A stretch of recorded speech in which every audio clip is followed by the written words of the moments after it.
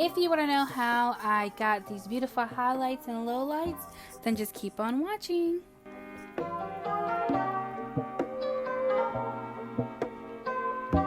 Hey guys, what is up? And thanks for watching all of my videos. I'm Stephanie, just in case you didn't know. So this wig is actually a wig that we've already colored on my channel.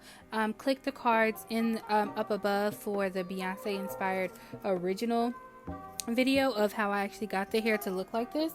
But I decided to go ahead and just revamp it just because the color was starting to look just a little bit too dull for my taste, and I wanted just to revamp it, just, you know, so we can have a real hot girl summer. So I'm starting off with 50. Yes, you are reading the bottle correctly. 50 volume developer. I just got a little small tube just because I was only using the 50 right here in the beginning, because I wanted that like on her new pictures that she's been doing, like that little like peak in the front. So I wanted these two pieces to be extra light. Normally I did style this into a middle part, however in the slow-mo, as you can see there, is actually a side part that's going on. Normally I do wear this wig in a middle part, which is why it is the way it is right now. So I'm going to go ahead and do this. Normally I would tell you never to put hair in aluminum foil, just because you're tampering with the actual chemical process, because we know that aluminum foil actually speeds up the process, and I don't actually like to speed up the process when it comes to bleaching, just because you can overly damage the hair that way, especially since I'm using 50, but I didn't have ceramic wrap, so unfortunately I had to use it. Now what I'm doing now is I'm actually doing the ends of the hair just to bring them, I'm doing all of the ends of the hair. Originally how I did the hair was I just did, like, you know, the strands and did the balayage method, but now I'm just revamping it. So I did have the mixture with the 50 dot volume developer still, like there was still some left over after the concoction I made, so I did the ends because I wanted the ends to be brighter, and now I'm just picking just random sections at the very top, just so that way I don't waste any products. I don't want to just, like, you know, pour this down the drain. By the way, I am using a blue bleach. I'm not using just a regular white bleach, just because the blue bleach, it also acts as a, like, quote unquote toner, and helps with the brassiness of the what happens with bleach, because we did go from a black to this.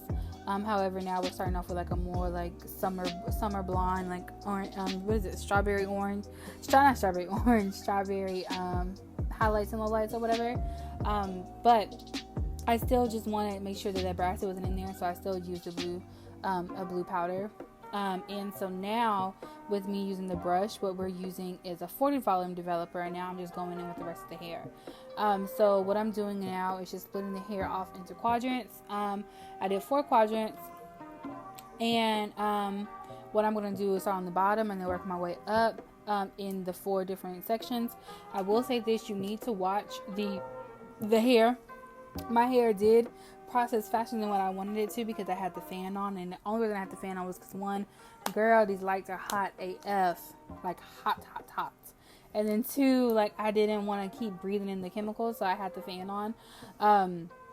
As you can see right here, I want to show you how I did it in real time. When I'm getting closer to the top, I'm using I'm going like diagonally down rather than horizontally. This allows to have that gradient, actual like grown out highlight effect, rather than like a sharp line, how like an ombre or something would be. So just a good tidbit, when you want it to look as natural as possible, always go diagonally, not diagonally, horizontal, no, is it horizontally and diagonally? Right, up and down.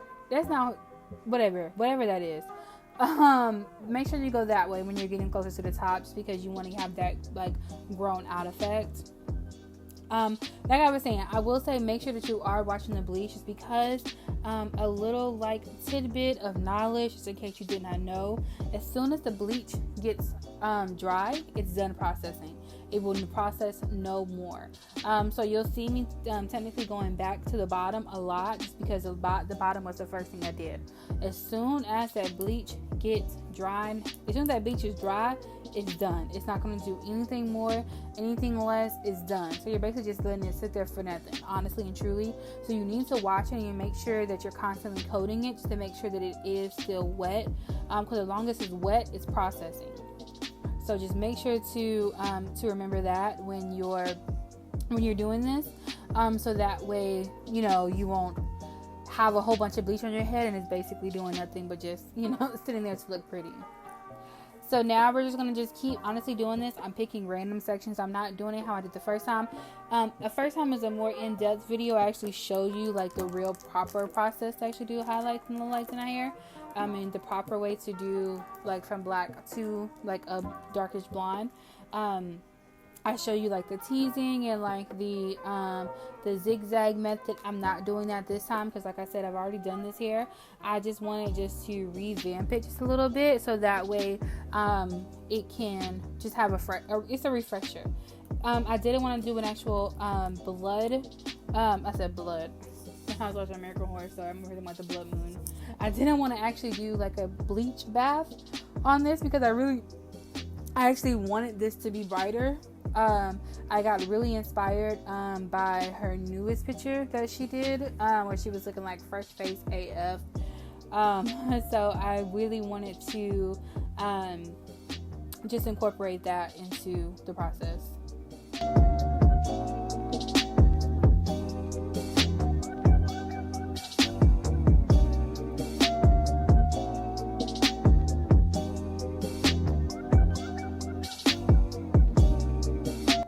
So as you can see here, like I said before, I'm constantly coating the bottom because I'm watching it. I'm noticing that it's starting to dry out a little bit. And like I said, as soon as that sucker dry out, it's done. So I don't want it to be done yet.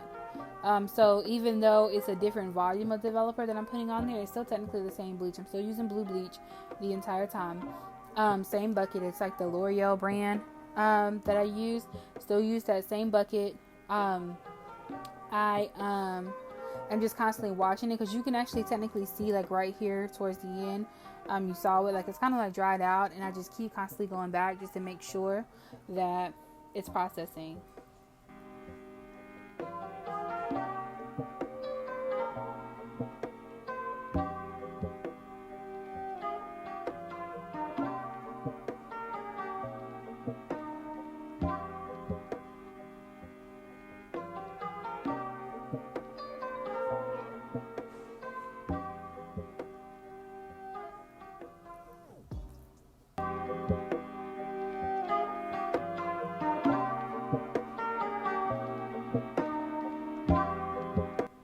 Alright, we are getting to the end. I wanted to make sure that I used all the products. So here we are, final countdown. We're going to go ahead and just put our timer on for 30 minutes. 3, 2, 1, and we done. So this is what it looks like. I went ahead and took those out the foil. Now, I went ahead and used the Shimmery Light shampoo and a nourishing conditioner. I will let you know this. I left the conditioner on, like I did a deep condition for about a good 2.5 hours. I actually did a wig in between. So there's a new video coming up, that cotton candy starburst type of wig. I actually did that while this hair was doing a deep condition, just because this is technically the third time that I've put a bleach on this hair, so I really wanted to make sure that it would still have moisture in it. We're gonna go into the styling process now. I'm taking the dry bars Mr. Miracle. It's a leave-in conditioner, and I really focused it mainly on the ends, just because, like I said, you know what I'm saying, I don't want it to be fried out and laid to the side. And then I'm going to take it's a 10 Miracle volumizing conditioner, because I really want to do a big va-va-voom type of hair. You know, I was thinking about her Miss Carter World, no, the On the Run tour is what the styles inspiration came from. And then I'm putting an oil in to just lock in and make sure, one, it's going to add some shine, and then protection is going to also protect from the heat that we're going to put on it, because we're going to blow dry and we're going to go ahead and curl it. And then also it just adds more moisture, because this sucker done been through some things.